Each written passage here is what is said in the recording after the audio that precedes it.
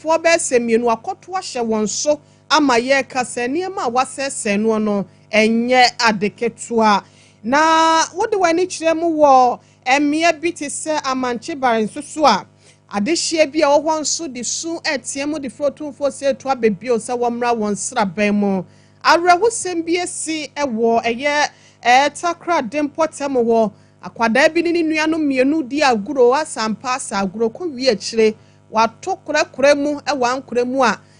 na busuafo mienu no nso wonu mati na nanom ewo ense do akoya awreho sempa papa ye ne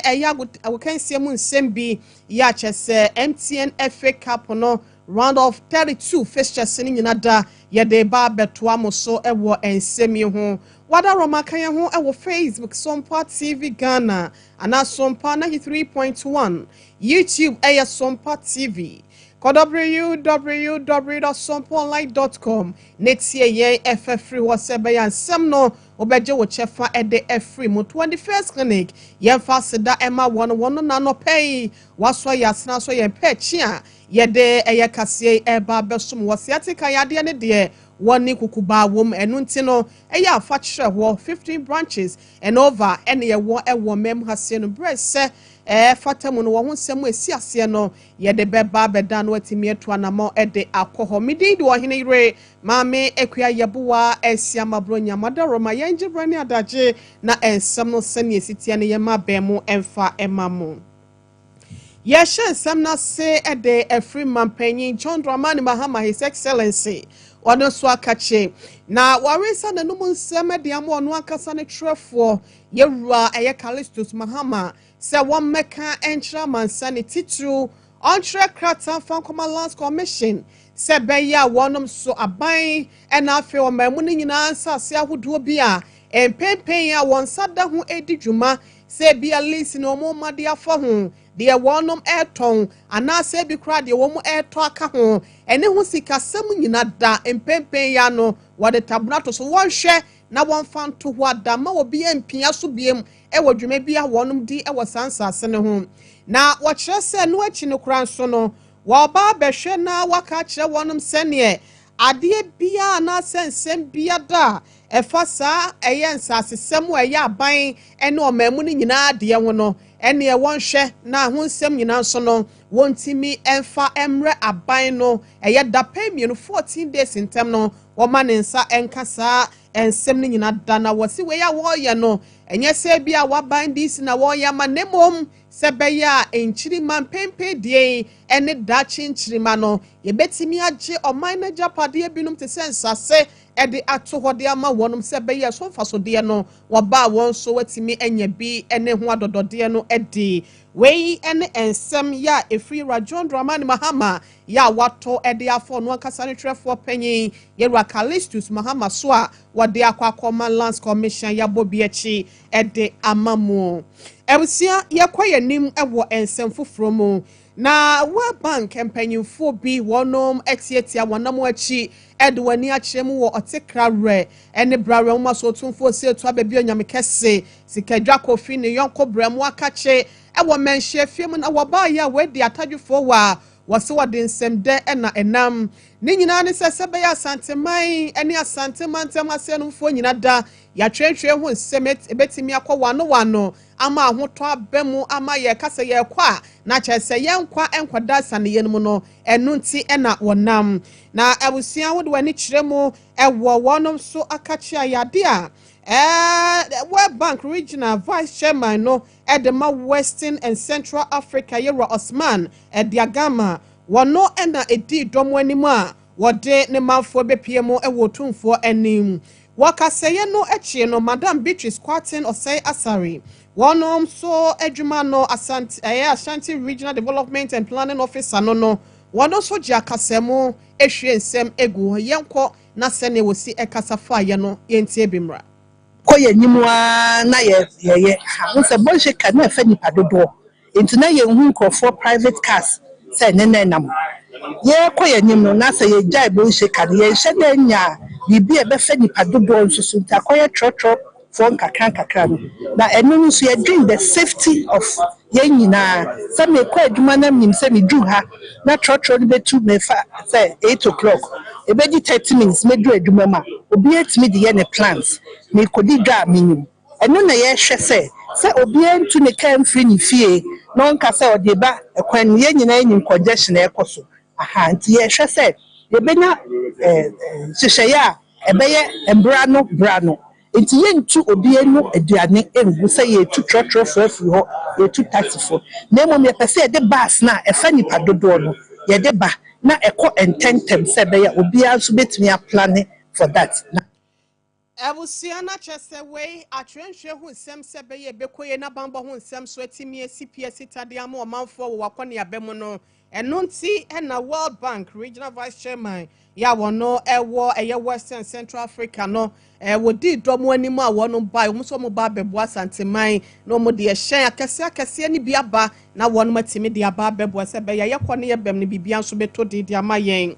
na Madam Beatrice Kasan wachi no Otumfo say to abebio nyame kese asante meru a wote krarete brawo maso wono so say e de kiredom. The local one, Kumasi is a vibrant city, population-wise, everything-wise, the commercial hub of Ghana. And so looking at the project that you're suggesting, rapid transport section, I have interest in that, yes. I know JICA started with a feasibility some time ago, and then it's developed to the World Bank here where we can then put it in fruition. It's been on the drawing board for some time, 2015 and all that. The bureaucracy is something that I don't like at all, you see. Sure. And therefore, we have to push it now. The population has increased very much. We have all these transport vehicles, different ones, all moving, fighting for space. Sure. And that doesn't help with the economic development of the city at all, because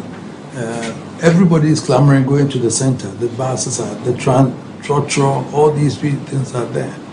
And if you calculate in terms of how many hours that it costs to do business, sure, in terms of diesel, petrol, and all those things, you find that it's costing the economy so much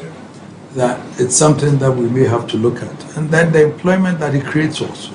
sure, in relation to having a rapid transportation. The 28-kilometer one from Edrusu. Ebusia Otumfo say to abebio nyame kese na yete nenkana chese joso kwada so for ikrom atwema kwa south anasa atwema wabieja ehofo nyina nso ebete ho mfaso na ochese ebeboa pa am say Otumfo crowd na ne hu bi na se obesene ko tachima ho makro kwan yi so krampo dia na chese dru anwumra yanim ha sense nkofo nam fom ani ehye ne krampo no bo mu sade atototrofo no se bi nsa ama na wafonti no wokeyeti abnante saa no aba post office na bia befa post office no okosi macro no wasa afebe mo mute kronom ne abohia de ya na wo mahuna manepa abusua de wo ho eno no yenkwa yanimu na yemfe ani nkyem wo odikro ya wo no ogomu atakwa na atakwakwa agire opusu ya wotoso ensom na nso to nanum tuo edensem watodwa ni nyina ene se futuo ena wode ekwa ma mabro fi se obi ani ho a wape futuo wose 2025 afofofro ena yesimo no eniema basabasa ye de betimi ama esane anase fene bi aba beto nipa abra bomo no eno ho afutuo no ode akwa ma Ghana fo ni titu ne mabunu no se won hwenyi na kwa emfemfiri wono so asetem se beya bibia betimi akoye wa abrabom wa abra wo hu nso enwu nkra ne nsemi todwa wa abra na egomwa abonyi festival no ne mpomponso ekoso ena nanata wogina simpie so a wakasaye second aya youth na aba no this amosha bebre wo send bebre nya adwumanti osora na sabio ndrubon na wi nom na ade no wono no enye mpemfufu wa won na wo ba hya hanem na sisi ahya se de wi nom na nye tuturasam hya wo brasa ahwe be ye panyin na be ye panyin bon nti besira hom afidura obi ambra na won so a wo mpe ejuma ye so won ye ejuma na won no nka ye ejuma na wo babo wia yes ewia so aban boso mu nti ye so ye mpe me pacho ewia ye be kiro nti yesiro afidura awo bebi atukun akọ biara boso bibi wo ho na aba wo krom na aba na bede na ma ye abusia ne okasa ye eyodi kro ya no wogo mu atakwa na atakwa kwa aje opusu ya otoso enso na se no bonenom ta nom ene de ehwiehwia ene tokwa basa na wose omu nyina no wo mu enjai mo abrabon so ahoto ye die no entimi enwremu na no si ya pe na gomu abonyi wodi kro ya no so wo se kwa memenka me so me wo bika eno ntina na osu na sare ya odno so to so nsia wono so ji akasamu sei ene wo sei Atiwi na bugba ka o Davido no nyina ka wi na yin de abi ye wo tuba surbi a ye bede eye yemba won education na o haye papa yemba to wo ko Nigeria anado wo ko SS na da aya yemba bi no o block wo because you de bobi university university no de yin computer mo kakra there for who knows computer ina kwa computer we so say na literature na mo play mo bia ko ko do na mo kwa yin papa teacher nyama so ya so sisa bibia so sisa eti o man beneficiary ya you know mo de abusia ye ko ye nim ewo ensem foforo mu na ye ramu ewo eye atabubu abusia rahosam na esi woni nyina ne sa de hye ye wowo no wani abre masabre ye kase no police fo ya won mu wo mpesua no so atabubu ho de wakoto de ahye won so papa ama ye kase wa hye mienu wase no femfram ne ese bibia akoka papa enye grade de koba ye nyina akofare no ene say ye se ne anadwo no na cha se drobe ni bia wanya finhia be se aduoso nim papa 75 years ya wo twinika yesi akwamukafo ibi akwa shutu no ama ye kasa am robes ibi ko shutu no mo se na prosifo akura ye ne motisen ni eno mo bufu ye basa na se prosifo na dwane ene wo mo se ne mo hyan a mo gya ne ha se yeso ye se no ye nkonko tie sane a adehye ya wo wa tebubu wonom esi efa asemin ewo abohye so ye fa how you be because most especially when me kafa Atebebu surrounding areas upa Atebebu community all the villages surrounding all the villages una uko afokura no na how embadi say ufiri what do you call ufiri amante e ba Atebebu wodi that particular area day in day out obubo kuro no hono day in day out obubo kuro no hono upa what do you call it a certain village me obubo kuro no hono what do you call kwam na area obubo kuro no yeji omuba kuro no eti ye ni police for soldier for still they consider that problem but media I would suggest say all the police Atebebu surrounding areas amacho ha ebayaka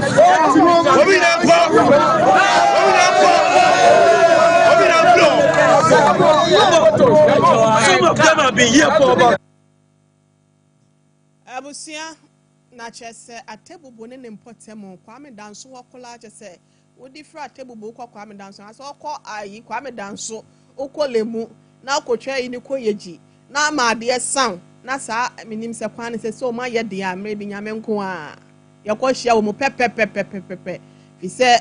kwan ne nya na wakomlika minim se na no ma ye de ame ko ho ache yes am Robert ne da so wo kwan no so ntino bambofo ne ma won hom ne so se be ya de hye no so okwa afom na se am Robert tata wo de na che se tie na wo ti wiase ne na se kwese we eye ade hye binum a wonom ewo Atebubu ye kase si prosifo ne de obi adwane e de free station ho enkwan de ye free way na ye fa ye ni enchiremu ewo atweman wa biaja north kropo ne mu asante mantem asenom na emeburu ya wonom so ewo kroba akwa ne se amanchibare wonom so na esu e de frɛ otumfo se to ababi onyame kese se adawro ma babi aduro ne de wono ankoa na wonom so a woni so ebeduru nanim ntine okura wonsem akura na chechede chawpa na wode ema no se na adawro ma wontu ne nan na wonfa nani emehwe ho na wonka wonsem bi ema wono sanse sania ya frɛ ne sen galamsey efo wo mu esi ha wonom ewo mpotem ho no wani eye tutu aka wonsem. But if I'm open your bill, I look my jassy. My money tian say, Crawford about a 2 galamsey war. A match barret, yeah, Benny or de. In so say, a nukma, yen baby in Fabium. The mere tea and so is near break, to your pet, team for, and no team for crumping for a cabby bemo. On my boy, Nessa, galamsey and a year to know, with demo honor, on my boy, my day. In Chasso. Yes, I do better. A break a cancer say, where can I cut this year? Your bomb python soon turn it in so to say, Kima. Ya didn't Pabinian so Alcaire. I didn't be I say to a fin and a yanum or fin near degree and a muscle. So a fin say, I need be a yelko. Tia so team for new crumping and fire of cabby woman or my boy. None the echoes war. A match barano. The musician my that is said, dear any. A near break. By the force sorry then there was order to a baby be an infant to na omano and now chrono and yana soon do the person mechanism. Media means minimum say, Mamitiwa. And only 3 days, yana a ball 1 to 2. Yet tisty cream. Ye jansen sa my dear chin. One but say you couldn't win papa about me no. And no mother tobacco, and rather, young can so cromia. Since you say, a baron and your biao who your bro.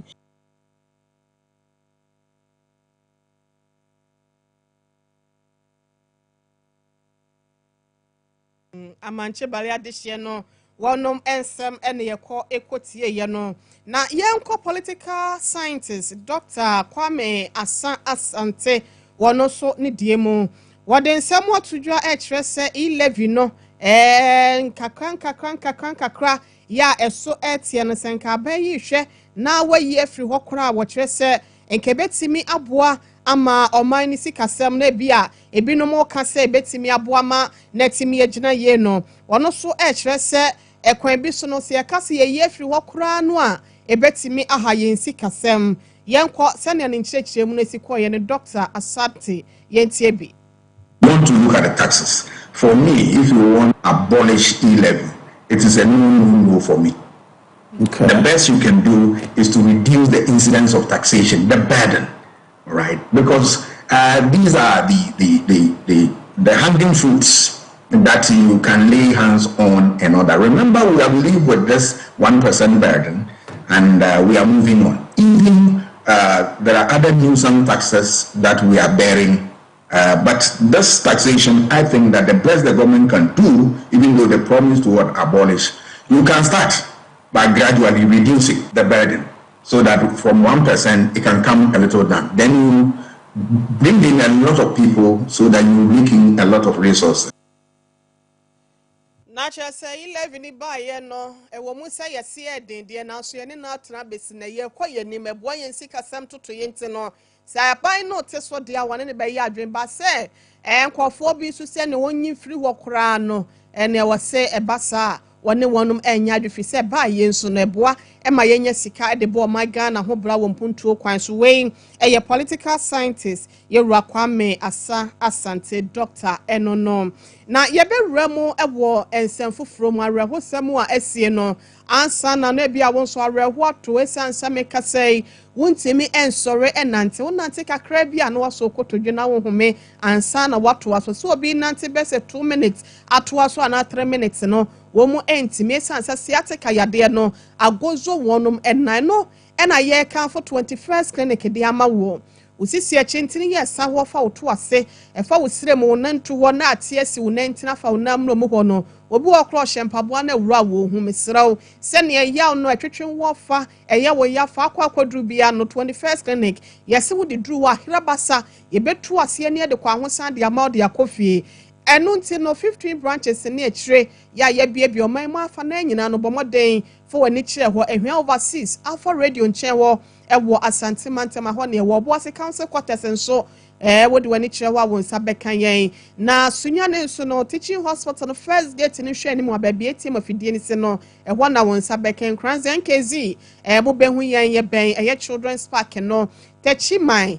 sunya ne kwan so Canadian bank ye ben agenkwan FM na miamia hodo yato apete bomoden a ne fra ben na ansa na no obrɛboɔ ho dwumadie ne nkoyie ukɔ hospital bi ase brɛboɔ ne ho ache ara tetema na se bibi hepatitis yade aba ene de ka ho sa ho dwumadie ulcer anase typhoid na ɛha wɔ fibroid awo ho nsɛm so ne nyina da no de ba yɛbɛhwɛ ne yapa no pɛsi bread the amount yɛyɛ massage wɔ hɔ laboratory ne scan service nyina so no yɛyɛ bi wɔ hɔ na machine treatment wɔ hɔ fidie kuku dam bia no baabi ade akɔhinta bia no ebeyi no apie na yɛtimi de aduro aka no na ɛto afiri widie ne mu ɛma no yɛ 0540 311 311 0540 311 ofra baby a wo bia no ye beje o so na de ben wo no yaka atwa ma do ani akyere mu ewo ho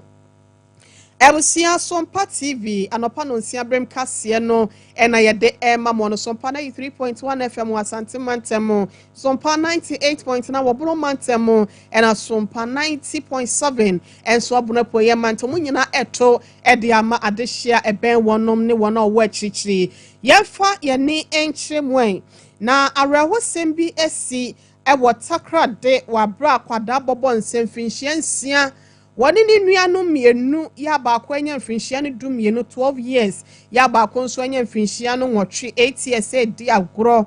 na wohwɛ Sompa TV ne so na ukɔ Facebook Sompa TV Ghana na Sompa 93.1 hɔ a ɛyɛ ade a yɛtwa gu so saa prekontwere rɔba ya edi nso gum ibi no ɛnna kyɛsɛ wɔn mu kɔhyɛ mu ni nuanom 12 years ne 8 years yi wɔn mu kɔhyɛ mu a akwadaa 6 years no watu wonum kurakura onse no ya na ayi bi wo hɔ akurakura ni bi wo hɔ ya de kredo hyemu etumu ɛna akwada na kwako boaso bi wo kura nso ya chinchim ni ti no na kyesa aloke wonum apresa ha bie sole beto wade de be yo akura na dwane kokura ɛna wonum ahye hwa kopima na dwo kura na ho metie ko hu wona sɛ wonum etinananom ɛwɔ ensie do arahusem wese esiye na no anu achia na January ya na esi ye na wohwɛ sɛnea enema si kɔ na bese 645 mu hɔ ɛna wɔnom ekohu saade wesi a prosifo nso so edi mu amanebɔ ɛde aba na wɔnom ɛkyerɛ sɛ wɔn maame ɛne nkwadaa yi ɛna ɛwɔ hɔ na wɔnom kyerɛ sɛ wɔn nanaba bɔ wɔnom ahoma mu sɛ awia no bɛ 3 pm hɔ na sɛ 3 o'clock mu hɔ eka kyerɛ wɔn sɛ nkwadaa no yɛhu wɔnom na sɛ de esi hu wɔn no kora na enya papa mu wɔn kɔhwɛ ya na kyerɛ sɛ wɔnom gyade ankora yɛ esi hɔ no ɛna kyerɛ sɛ wɔn akɔhyɛ mu nua ketewa yi ɛde wɔnom awusa akwara bɔbɔ nsɛ de no wɔnim wɔyɛ akɔyɛ awerɛhosɛm papa ɛde ama wɔnom a afrosifoɔ nso ahyɛ aseɛ ɛyɛ mu hwehwɛ mu sɛ ampasa akwara no a na tu mu anaasɛ bia nipa bɔnfoɔ bi nso ɛna akɔde abusua na awusa ne nyinaa no mu nsɛm no eno no ebusia yebegyina rahusem wese so na yede eye ensem no esi haseni ama enkwada no so daye yebe omudie na abusua no so enkafra na won hyeden na ansa na yebesore so ne yemfa okensem nsem taw entwato na MTN FA Cup 2024-2025 season no round of 32 first chance no say na esi etie wohwɛ sane nneɛma esi kɔɔyɛ nano adano a ɛsɛ safo wese no yɛ nuade ana we Friday no na wɔnom ɛbɔ wese no na wohwɛ sane nneɛma esi etie no a na kyerɛ yade a Northern City for wɔnom ɛne ɛyɛ powerful na ehia yɛ 3-3 ɛna etodwa ɛwɔ hɔ na Doma United nso ene Techiman Liberty Youth for no so de no obia entimi anhye bi ewo ho na ukopie mu ewo de toso na kyese yade a Accra Lions wonom so ene FC naniafo ena edebo ani obia nso entimi amfatena Anthony Yonko net team sanso na Golden Cake ne Damport for no ede no ekowie mu tutu ewo ho na kyese na no fiada senia niema esikoye no eno no na yenhwe senia eniema sikoye